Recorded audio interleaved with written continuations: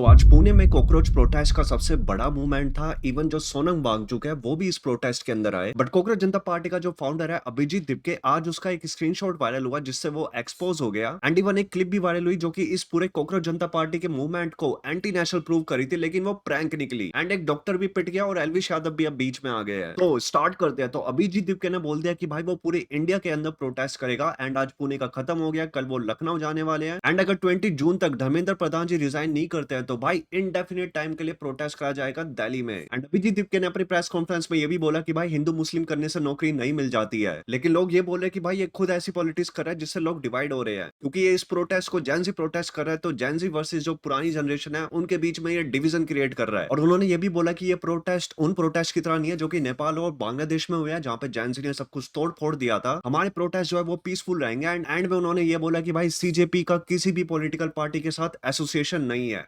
Okay, लेकिन इसके बाद अभिजीत दिपके का एक स्क्रीनशॉट वायरल होने लग गया जहां पे उन्होंने लिखा था कि भाई वो पिछले 8 साल से आम आदमी पार्टी से एसोसिएट है, जहां पे वो कम्युनिकेशन मैनेज करता था उनकी। सो क्या ही मस्त टाइम पे ये चीज वायरल हुई है। एंड इवन एक वीडियो क्लिप भी वायरल हुई जो कि जून 6 में दिल्ली में प्रोटेस्ट हुआ था उसके बाद की है, जहां पे एक बंदा बोला था कि मैं हाई कोर्ट का एडवोकेट हूं। एंड उसने ये बोला था कि देश के टुकड़े होने चाहिए। एंड इसके बाद भाई काफी लोगों ने कॉकरोच जनता पार्टी के मूवमेंट को क्रिटिसाइज करा था कि भाई ये एंटी नेशनल है। बट यहाँ पे फिर एक प्लॉट ट्विस्ट आता है। एक जर्नलिस्ट है अभिजीत अय्यर मित्रा, उन्होंने बोला कि ये मेरा ही बंदा है और मैंने इसे ग्राउंड रिपोर्ट के लिए भेजा था। और जब ये बोल रहा है, ये हंस रहा है, इसका मतलब है कि ये सरकाज़म है, ये सीरियस नहीं है इस बात को लेके। और ये चीज इस बंदे ने जानबूझ के करी थी ताकि ये प्रोटेस्ट के टाइम पे इंफॉर्मेशन निकाल पाए उन बंदों से जो कि कॉकरोच जनता पार्टी के प्रोटेस्ट में आके किसी और चीज को प्रमोट कर रहे थे। आपको याद होगा प्रोटेस्ट के टाइम पे कुछ लोग चिल्ला रहे थे कि हमें आजादी चाहिए वगैरह वगैरह। सो बेसिकली ये धुरंधर का स्पाई बन के गया था इंफॉर्मेशन निकालने के लिए उन ग्रुप्स की। और ऐसी कुछ और इंसिडेंट थे जहां पे कॉकरोच जनता पार्टी के मूवमेंट को एंटी नेशनल प्रूव करा जा रहा था। एंड इसके बाद कॉकरोच जनता पार्टी ने खुद बोला कि भाई हम कंप्लेन फाइल कर रहे हैं उन लोगों के अगेंस्ट जो भी गलत एलिगेशंस लगा रहा है। और भाई लिटरली रियल लोगों को इसके कॉन्सिक्वेंसेस फेस करने पड़ रहे हैं। लाइक एक गेस्ट टीचर थी रोहतक की, उसको सस्पेंड कर दिया गया क्योंकि वो इस प्रोटेस्ट में गई थी। और इवन यूपी के अंदर एक डॉक्टर ने बोला कि उसके पास एक बंदा आया जो कि ये क्लेम कर रहा था कि वो सीजेपी का मेंबर है और वो इस डॉक्टर को रिक्रूट करना चाहता है, लेकिन जब डॉक्टर ने मना करा तो भाई उस बंदे ने इस डॉक्टर को मारा। बट इसके रिगार्डिंग पुलिस इन्वेस्टिगेशन कर रही है। एंड ये सब कुछ हो रहा था तभी एलविश यादव की एंट्री होगी। एंड एलविश यादव ने अपनी एक नई पार्टी अनाउंस कर दी, खरगोश जनता पार्टी। सो अब केजेपी वर्सेस सीजेपी हो रहा है। एंड बेसिकली यहाँ पे वो ट्रोली कर रहा था कॉकरोच जनता पार्टी को और ये बोल रहा था कि भाई सबको फ्री गाजर मिलेगी और जो मीटिंग है वो फ्रिज के पीछे होगी। एंड इसके बाद एलविश के फैंस बोल रहे हैं कि भाई एलविश यादव ने सीजेपी को पूरा रोस्ट कर दिया, डिस्ट्रॉय कर दिया ट्रोल करके। और सीजेपी के सपोर्टर बोल रहे हैं कि भाई ये पेड चीजें हैं, एलविश यादव ने कभी नीट के बारे में कभी कुछ बोला भी नहीं। लेकिन एलविश यादव ने फिर क्लैरिफाई करा कि भाई मैं काफी टाइम से बोल चुका हूँ नीट के बारे में। एंड इन सबके बीच में एलविश यादव अपने गाने को प्रमोट करा जो न्यू रिलीज हुआ है। एंड तब जाके समझ आया कि एलविश यादव एकदम से कॉकरोच जनता पार्टी के बारे में बोलने क्यों लग गया। एंड फिर एलविश यादव ने ये भी बोला कि भाई ये सारी चीजें सरकाज़म थी। एंड इन दी एंड आज पुणे में प्रोटेस्ट था। एंड यहाँ पे इन लोगों ने अपना एजुकेशन मैनिफेस्टो अनाउंस करा है, जहां पे इन्होंने बोला कि भाई पेपर लीक नहीं होंगे, रिजल्ट की फिक्स टाइमलाइन होगी और जो एग्जाम बॉडीज के ऑडिट होंगे और अगर कोई गलती होती है तो ऑफिशियल्स को अकाउंटेबिलिटी लेनी पड़ेगी। एंड कल लखनऊ में प्रोटेस्ट होने वाला है यूपी के अंदर तो कल देखना बहुत ही ज्यादा इंटरेस्टिंग रहेगा। सो ये सोशल मीडिया की वॉर अब ऑफलाइन काफी ज्यादा सीरियस हो रही है, लेकिन अब उस वॉर की बात करते हैं जो कि मिसाइल से लड़ी जा रही है, अमेरिका और ईरान की वॉर। लेकिन इस बार इंडियंस काफी ज्यादा अफेक्ट हुए हैं इस वॉर में, क्योंकि भाई पेट्रोल महंगा होने वाला है। इवन उस शिप के ऊपर अटैक करा गया जिसके ऊपर इंडियंस थे। एंड इसके बाद इंडिया को कुछ ऐसा मिला अपने समुद्र से जो कि हमें इस वॉर के साइड इफेक्ट से बचा सकता है। सो एक एक करके बताता हूँ। रात को अमेरिका ने ईरान के ऊपर बॉम्ब गिरा दिया और भाई मैं आपको बता रहा हूँ इसकी वजह से हम सब के पेट्रोल के प्राइसेस और भी ज्यादा बढ़ने वाले हैं, क्योंकि पूरी दुनिया का और इंडिया की इकोनॉमी इसी पॉइंट के ऊपर डिपेंड करती है। लेकिन कल रात के अटैक के बाद ऐसा लग रहा है कि सीज फायर की डील खत्म हो गई है। सीन ऐसा कि ईरान ने अमेरिका के एक अपाची हेलीकॉप्टर को शॉट डाउन कर दिया था जो कि स्ट्रेट ऑफ हॉर्मुज के पास पेट्रोलिंग कर रहा था। एंड इसके रिप्लाई में यूएस एयर फोर्स नेवी के जो फाइटर जेट्स हैं उन्होंने ईरान का जो एयर डिफेंस सिस्टम लगा हुआ है स्ट्रेट ऑफ हॉर्मुज के पास उसको टेक डाउन कर दिया। Even radar sites, ground control station पे भी प्रिसीजन अटैक करे हैं। एंड इसके बाद अमेरिका ने बोला डन, हमारा जो काम था हमने कर दिया। लेकिन स्ट्राइक कर देना और वॉर खत्म होना ये दोनों बहुत ही अलग स्टेटमेंट है, क्योंकि इसके जस्ट थोड़ी देर बाद ईरान ने वापस अटैक करा एंड मिडिल ईस्ट में फिर से लड़ाई स्टार्ट हो गई। लाइक कुवैत की आर्मी खुद बोली है कि उनके एयर डिफेंस एक्टिव हैं, जॉर्डन के ऊपर भी अटैक करे गए, बहरीन के ऊपर भी अटैक करे गए। एंड ऑब्वियसली इसके बाद सिचुएशन थोड़ी सी कॉम्प्लिकेट होगी क्योंकि सारी कंट्री अपनी साइड की स्टोरी बता रही है। जैसे कि ईरान ने बोला कि हमने अमेरिका के 21 टारगेट हिट करे हैं, जिसके अंदर हमने उनके F-35 और यूएस बेसिस इन दोनों के ऊपर अटैक करा है। लेकिन जिन मिडिल ईस्ट कंट्रीज के अंदर अमेरिका के बेसिस है जिनके ऊपर अटैक हुआ है, उन्होंने रिप्लाई में बोला कि भाई ऐसा कुछ नहीं हुआ है, हम लोगों लोगों ने सारी मिसाइल को इंटरसेप्ट कर लिया है, कुछ भी डिस्ट्रॉय नहीं हुआ है। सो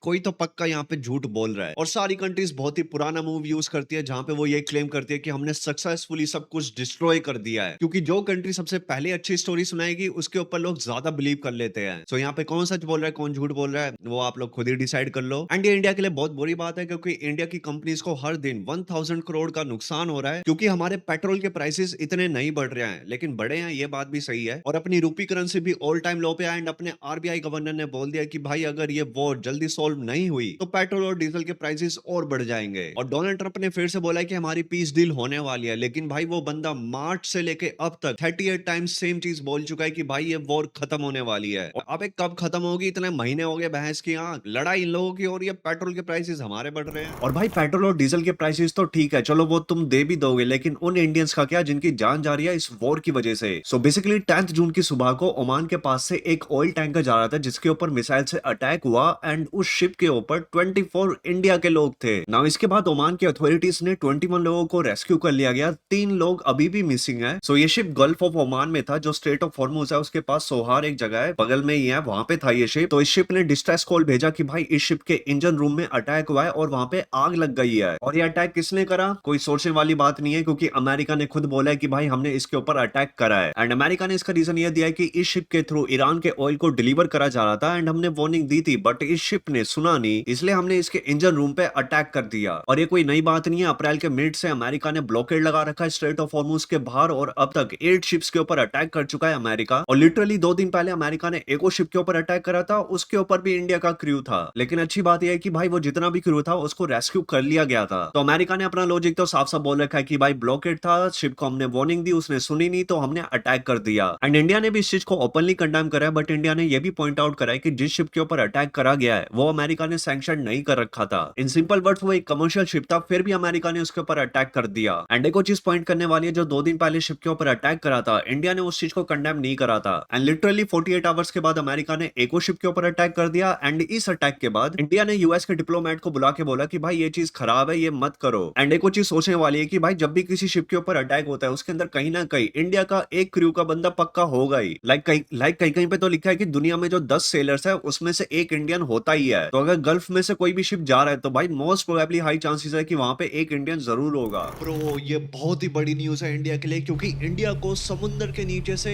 काइंड ऑफ खजाना मिल गया है। सो जून 5 को अंडमान एंड निकोबार आइलैंड के समुद्र के नीचे ब्रांड न्यू नेचुरल गैस मिली है इंडिया को। और ये जिस वेल में से मिली है इसका नाम श्री विजयपुरम 3 है। और ये गैस अंडमान आइलैंड से 15 किलोमीटर दूर और जो सी फ्लोर है उसके 2 किलोमीटर नीचे से मिली है। सो या बहुत बड़ी प्लानिंग करनी पड़ी है इस चीज को ढूंढने में, because you know sea floor को ड्रिल करना इतना आसान नहीं होता। एंड इसके बाद इंडिया के पेट्रोलियम मिनिस्टर ने इसके बारे में अनाउंसमेंट करी। एंड ये इतनी बड़ी बात इसलिए है क्योंकि इंडिया 85% ऑफ ऑयल दूसरी कंट्री से इंपोर्ट करता है और 50% गैस भी। सो इंडिया बहुत ही ज्यादा डिपेंडेंट है दूसरी कंट्रीज के ऊपर एनर्जी के लिए। बट अगर इंडिया को अपनी ही कंट्री के अंदर एनर्जी मिल गई है तो भाई दुनिया आपस में लड़े स्ट्रेट ऑफ हॉर्मुज पे क्या हो रहा है क्या नहीं हो रहा, किसी कंट्री में प्राइसेस ज्यादा हो रहे हैं कि नहीं हो रहे, सानों की अपने तो मजे हैं। और ये वीडियो भी वायरल हो रही है इस चीज की जहां पे भाई आग लग रखी है गैस की वजह से। बट एक इंपॉर्टेंट बात यह है कि ये जो गैस मिली है इसको आपके घर पे पहुंचने में अभी काफी लंबा टाइम लगेगा, अराउंड 5-10 साल या उससे भी थोड़े ज्यादा। सो यू कैन से हमारी आने वाले जनरेशन के थोड़े ज्यादा मजे हैं हमारे कंपैरिजन में। हमारे तो एली लगे हुए हैं भैंस के आंख, हमारे टाइम पे वॉर हो रही है, कोविड हो रहा है, भैंस के आंख हमारी तो ऐसी की तैसी हो रखी है पूरी। और इतने साल इसलिए जाएंगे क्योंकि भाई अभी गैस मिली है तो अभी पूरी पाइपलाइन वगैरह सब बिछानी पड़ेगी, पूरा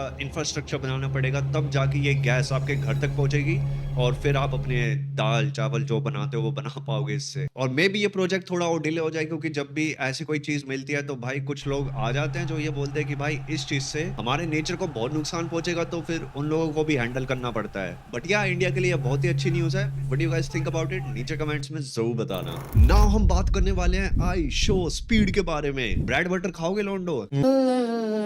टेस्टी है भाई। खैर टॉपिक में वापस आते हैं। तो भाई आई शो स्पीड ने विराट कोहली और रोनाल्डो पे 24/7 सिंप करने के बाद फीफा का वर्ल्ड कप सॉन्ग बना दिया है। एंड आई मस्ट से भाई बहुत ही मस्त सॉन्ग बनाया है। तो सीन ऐसा कि आने वाले 2 हफ्तों में फीफा का वर्ल्ड कप स्टार्ट होने वाला है, जो कि स्पोर्ट्स इवेंट में सबसे बड़ा इवेंट है। और क्योंकि ये इतना बड़ा इवेंट है तो ऑब्वियसली काफी सारे सिंगर्स इसके सॉन्ग्स बनाते हैं। तो सबसे पहला सॉन्ग रिलीज करा था जेली रोल ने लाइटर, जो कि बहुत ही बकवास था। बकवास से मेरा मतलब है कि उसको देख के कई कहीं से भी ऐसी फीलिंग नहीं आ रही थी कि भाई ये फीफा वर्ल्ड कप का सॉन्ग है, तो लोग तो एकदम गुस्सा ही हो गए इस पे। इट जस्ट लाइक कि नेहा कक्कर ने फीफा का वर्ल्ड कप सॉन्ग बना दिया है।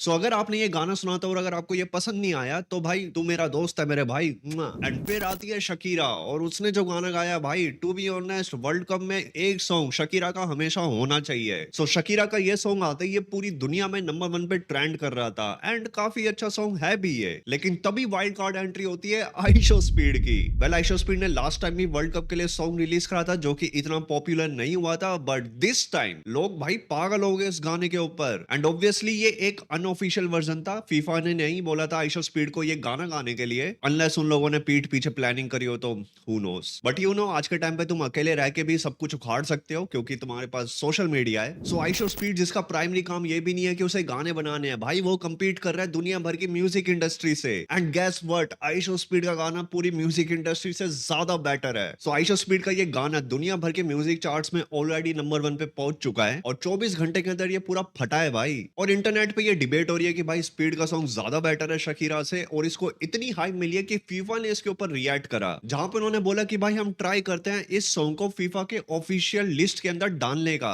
And guess what, ISEER speed अपनी स्ट्रीम कर रहे थे एंड फीफा ने अनाउंस कर दिया कि भाई तुम्हारा सॉन्ग ऑफिशियली ऐड हो चुका है। भाई साहब आइशो स्पीड फुल क्रेजी बंदा है। सो आइशो स्पीड पहला ऐसा यूट्यूबर बन चुका है जिसका फीफा वर्ल्ड कप के अंदर अपना सॉन्ग है, और ये सब कुछ सिर्फ पब्लिक के सपोर्ट की वजह से हुआ है। वैसे देखा जाए तो आइशो स्पीड की फॉलोइंग इंडिया के अंदर भी है और क्रिकेट के अंदर वो विराट कोहली के पीछे भी पड़ा है। जस्ट इमेजिन इन फ्यूचर वो किसी दिन क्रिकेट वर्ल्ड कप के अंदर भी सॉन्ग बना दे, बट हु नोस क्या होगा। What do you guys think about it, नीचे कमेंट्स में जरूर बताना। And this is it for this video. And London में ट्रैवल कर रहा हूँ तो मेरे बैकग्राउंड जादू की तरह बदलते रहेंगे, तो नोटिस मत करना। वेल मिलता हूँ नेक्स्ट वीडियो में, तब तक के लिए बाय बाय।